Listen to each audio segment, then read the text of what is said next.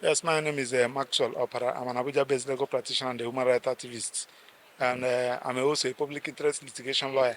So as you can see, we have been trying to ensure that the executive, the president, carry out their own constitutional duty in line with the law.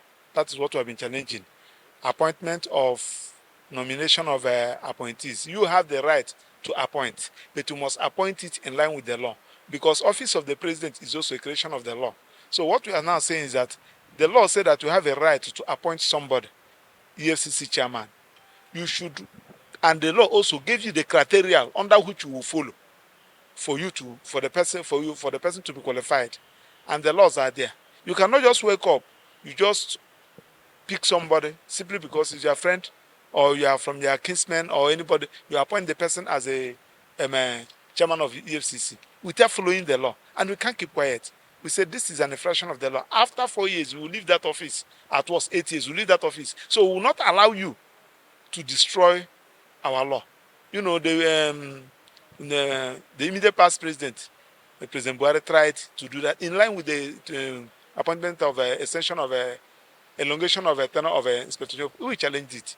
So you see what is happening in immigration. So we have come to court, asking court to invalidate, nullify that appointment of Mr. Olukoyede as the chairman of EFCC by the President, Federal Republic of Nigeria, President Ahmed Bola Tinubu.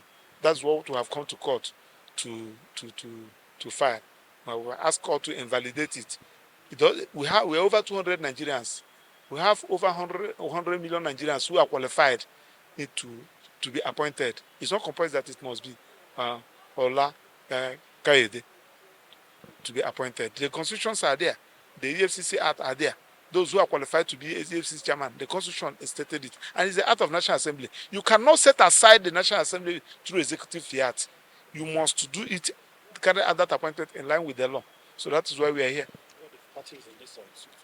No, of course, the parties, of course, the President, Federal Republic of Nigeria, the Attorney General, the EFCC as an institution, and the Olukoyede in person. So that is just it.